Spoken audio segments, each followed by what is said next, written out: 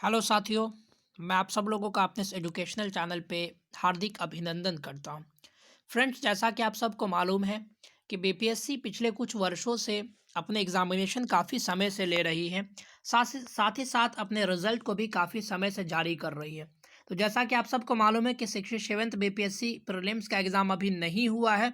जैसे ही ये exam complete होता है उसके बाद आपके 68 बीपीएससी का नोटिफिकेशन जल्द ही आने वाला है। ऐसी उम्मीद की जा रही है कि अगस्त से सितंबर महीने तक आपके मुख्य रूप से 68 बीपीएससी के नोटिफिकेशंस आने की संभावना है।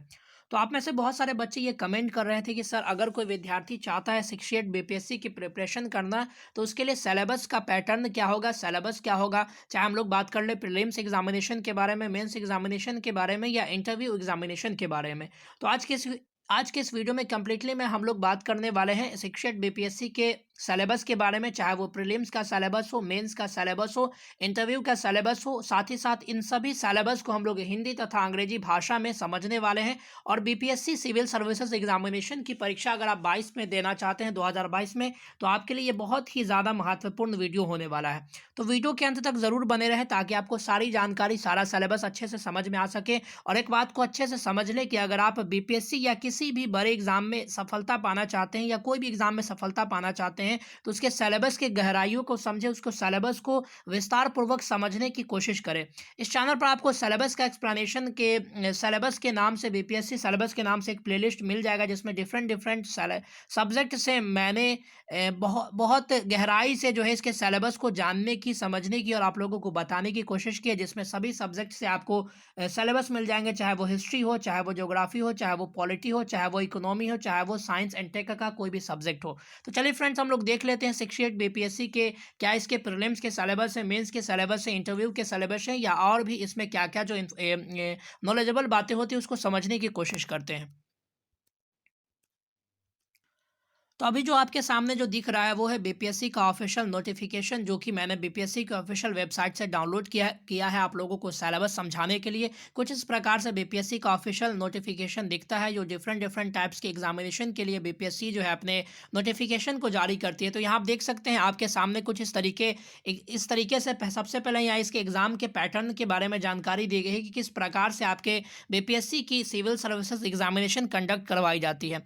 तो यहाँ आप देख सकते हैं कि जो है आपके आपके जो है यहाँ पर जो सबसे पहले यहाँ प्रारंभिक परीक्षा की बात कर ले, तो आपकी प्रारंभिक परीक्षा के बारे में यहाँ इसका एग्जाम पैटर्न की जानकारी दी जा रही है। तो यहाँ पर ऐसा बताया गया है। और ये एग्जाम जो आपका होता है बीपीएससी प्रीलिम्स का, इसमें 150 क्वेश्चंस पूछे जाते हैं और प्रत्येक क्वेश्चन जो है एक नंबर को कैरी करता है। ध्यान रखना है आपको, इसमें जो है 150 क्वेश्चंस पूछे जाते हैं और प्रत्येक क्वेश्चन एक नंबर कैरी करता है। अगर आप लोग एक प्रश्न को सही बनाते हैं तो आपके एक नंबर जुड़ जाएंगे। इसमें ध्यान देने वाली दूसरी बात यह है कि इसमें किसी भी प्रकार के नेगेटिव मार्किंग का कोई भी प्रावधान नहीं होता है। यानी अगर आप लोग एक प्रश्न को गलत करते हैं तो आपको जो है इसमें किसी भी प्रकार का कोई भी नंबर को नहीं काटा जाएगा। तो ये बीपीएससी प्रीलिम्स की यहाँ पर सिलेबस पैटर्न की बात की जाए। दूसरा, अगर हम लोग बात कर ले बीपीएससी मेंस के सिलेबस पैटर्न के बारे में या एग्जामिनेशन पैटर्न के बारे में, तो ये है आपके सामने पूरा, जहां आप देख सकते हैं कि यहाँ आपका जो सामान्य हिंदी का पेपर है वो 100 अंकों का होता है। उसके बाद सामान्य अध्ययन पत्र जो है वो 300 अंकों का होता है। उसके बाद सामान्य अध्ययन पत्र जो है वो भी 300 अंकों का होता है।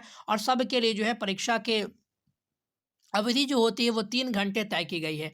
अब यहाँ पर आप लोग देख सकते हैं कि सामान्य हिंदी में 30% अंक जो है लाना अनिवार्य होता है। यानी कहने का मतलब ये हुआ कि आपका सामान्य हिंदी का जो ये आपका जो पैटर्न जो होता है, यह आपके मुख्य रूप से क्वालिफाइंग नेचर का होता है, जिसमें अगर आप 30% अंक ले आते हैं, यानी 100 में से अगर आप 30 नंबर या उससे अधिक नंबर लाते हैं, तो आप क्या हो सकते हैं इस एग्ज़ाम के लिए आप एलिजिबल होंगे। कहने का अर्थ ये होता है कि अगर कोई विद्यार्थी बीपीएससी प्री से मेंस की परीक्षा की ओर बढ़ता है या मेंस का पेपर लिखता है, तो सबसे पहले उसके हिंदी के पेपर को चेक किया जाता है। अगर इस विद्यार्थी का अंक जो है 30 से ज़्यादा होता है, तब उसके फर्दर और भी सब्जेक्ट की कॉपी को चेक किया जाता है। अन्यथा अगर आपका 30 से कम अंक अगर आ जाता है हिंदी में, तो आपके आगे की कॉपी ही नहीं चेक की जाएगी और आपको जो है इनएलिजिबल घोषित कर दिया जाएगा आगे के इंटरव्यू के प्रोसेस के लिए। तो इस प्रकार से आप इसका देख सकते हैं। इसके अलावा जो है यहाँ पर देख सकते हैं कि इसमें आपका एक ऐच्छिक विषय और चुनना पड़ता है, यानी सामान्य अध्ययन पत्र 1 होता है, सामान्य अध्ययन पत्र 2 होता है और तीसरा होता है आपका एक ऐच्छिक विषय,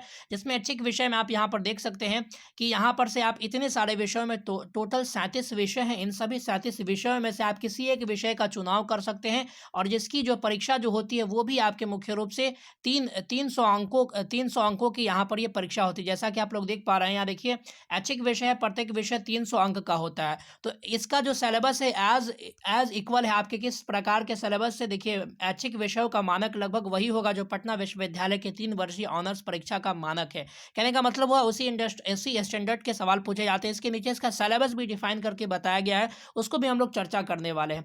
तो उसके बाद अगर हम लोग बात कर ले बीपीएससी प्रीलिम्स एग्जामिनेशन के, उसके बाद देखिए यहाँ पर व्यक्तिगत परीक्षण के बारे में बताई जा रही है कि व्यक्तिगत परीक्षण मुख्य रूप से 120 अंकों का होता है, जिसमें 900 अंक जो होते हैं आपके 900 अंक जो है आपके लिखित परीक्षा के होते हैं। उसके बाद 120 अंक जो होता है आपके मुख्य रूप से आप कह सकते हैं कि इंटरव्यू के एग्जामिनेशन में आपको मिलते हैं। और आपका जो बीपीएससी प्रीलिम्स में जो आपका एग्जाम होता है उसमें आपका जितना भी अंक क्यों ना आ जाए, 150 में अगर 150 में से अगर आप 150 अंक भी ले आते हैं तब भी ये आपके फाइनल कट ऑफ के सिलेक्शन में इस अंकों को नहीं जोड़ा जाता। यानी आपका जो बीपीएससी प्री का जो एग्जाम होता है वो क्या होता है, मात्र क्वालिफाइंग नेचर का होता है। इसको आपको कट ऑफ से मार्क्स ज़्यादा लाना ही आपके लिए काफ़ी हो जाता है। चाहे आप जितना भी अंक इसमें ले आते हैं तब भी आपका जो है इसमें अंक नहीं जोड़ने वाला। आपके आपके जो है आपका लिस्ट आने में, आपका जो है उसमें मेन रिजल्ट आने में। अब यहाँ पर देख लेते हैं हम लोग सामान्य अध्ययन की जो प्रक्रिया है, जो कि आप कह सकते हैं कि जो आपका प्रीलिम्स का जो सिलेबस है, प्रारंभिक परीक्षा की जो सिलेबस है उसको यहाँ पर आप लोग देख सकते हैं क्या ये कहता है। देखिए इस पत्र में ज्ञान विज्ञान के निम्नलिखित क्षेत्रों से संबंधित प्रश्न पूछे जाएंगे। तो ये इसका एक मानक यहाँ पर बताया जा रहा है। हालांकि हम लोग इसको डीपली डिफाइन करके हम लोग इस चैनल पर समझ चुके हैं कि यहाँ पर हम लोगों को केमिस्ट्री के लिए कौन कौन से टॉपिक्स तैयार करने हैं, बायो के लिए कौन कौन से टॉपिक्स तैयार करने हैं, फिर उसके बाद हम लोग बात करें तो फिजिक्स के लिए कौन से टॉपिक्स तैयार करने हैं, हिस्ट्री के लिए कौन से टॉपिक्स तैयार करने हैं, ज्योग्राफी के लिए कौन कौन से टॉपिक्स तैयार करने हैं, उसके बाद आपके पॉलिटी की बात की जाए तो पॉलिटी के लिए कौन कौन से टॉपिक्स तैयार करने हैं, सबको हम लोग एक्सप्लेनेशन के साथ ऑलरेडी डिस्कस कर चुके हैं, जिसका लिंक आपको वीडियो के आई बटन में या इन स्क्रीन से आपको मिल जाएगा। फिर भी हम लोग इसको इन शॉर्ट इसको समझ लेते हैं। तो यहाँ पर देखिए राष्ट्रीय तथा सामान्य विज्ञान, अंतर्राष्ट्रीय महत्व की समसामयिक घटनाएं, भारत का इतिहास तथा बिहार के इतिहास की प्रमुख विशेषताएं। साथ ही साथ हम लोग ये कुछ भी चर्चा कर चुके हैं कि किस सब्जेक्ट से कितने क्वेश्चन पूछे जाते हैं। इसको भी आप लोग वीडियो के आई बटन से जाकर के देख सकते हैं और समझ सकते हैं, उस हिसाब से अपने प्रिपरेशन को आगे ले जा सकते हैं। तो यहाँ पर पहले जो आपके सिलेबस में यहाँ बताया जा रहा है कि आपके जो है बिहार में मुख्य रूप से बिहार में घटने वाली विभिन्न प्रकार की घटनाएं, उसके बाद राष्ट्रीय स्तर पर घटने वाले विभिन्न प्रकार की घटनाएं, अंतर्राष्ट्रीय स्तर पर घटने वाले विभिन्न प्रकार की घटनाएं, भारत का इतिहास और भूगोल से मुख्य रूप से आपको बिहार के इतिहास और बिहार के भूगोल से मुख्य रूप से सवाल पूछा जाएगा। उसके बाद अगर सामान्य भूगोल की बात की जाए तो बिहार के प्रमुख भौगोलिक प्रभाग तथा यहाँ की महत्वपूर्ण नदियां, यानी आपके ड्रेनेज सिस्टम से, आपके नदी प्रवाह तंत्र से कई सारे सवाल पूछने को मिलते हैं, देखे जाते हैं भूगोल के आपके प्रीलिम्स के एग्जाम में। तो यहाँ से आप देख सकते हैं उसके नीचे का जो आपका पूरा जो सिलेबस है, सामान्य मासिक योग्यता को जांचने वाला प्रश्न। तो यहाँ आप देख सकते हैं कि हमारे दैनिक जीवन में जो मुख्य रूप से आपके जो भूगोल के जो बेसिक क्वेश्चंस होते हैं उससे पूछा जाता है, हिस्ट्री के बेसिक क्वेश्चंस होते हैं उसको पूछा जाता है।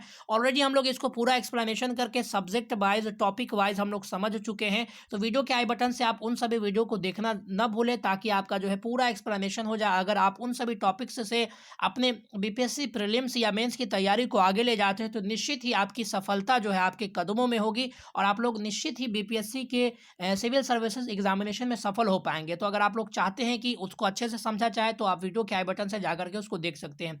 इसके अलावा यहाँ पर देखिए आपका मेंस का भी जो है सिलेबस यहाँ पर नीचे बताया गया, इसको भी हम लोग ऑलरेडी डिस्कस कर चुके हैं। तो आप लोग आपके सामने मैं यहाँ पर सिर्फ बता दे रहा हूँ। अगर आप चाहते हैं कि इसके नोटिफिकेशन को डाउनलोड किया जाए तो इसका नोटिफिकेशन का लिंक आपको वीडियो के डिस्क्रिप्शन बॉक्स में मिल जाएगा, वहाँ से आप डाउनलोड कर सकते हैं, अथवा आप बीपीएससी के ऑफिशियल वेबसाइट से भी जाकर के इसको डाउनलोड कर सकते हैं। इसका प्रोसेस भी आप मैं ऑलरेडी बता चुका हूं, जिसका भी लिंक आपको वीडियो के आई बटन में मिल जाएगा।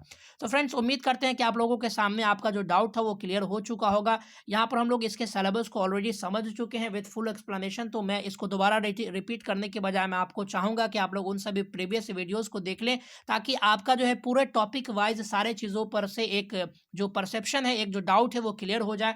तो उम्मीद करते हैं फ्रेंड्स आप लोगों को वीडियो पसंद आया होगा। अगर वीडियो पसंद पसंद आया तो इसे आप अपने दोस्तों के साथ शेयर करना ना भूलें। साथ ही साथ अगर आप लोगों को हमारा काम पसंद आता है तो आप हमारे चैनल से जुड़ सकते हैं।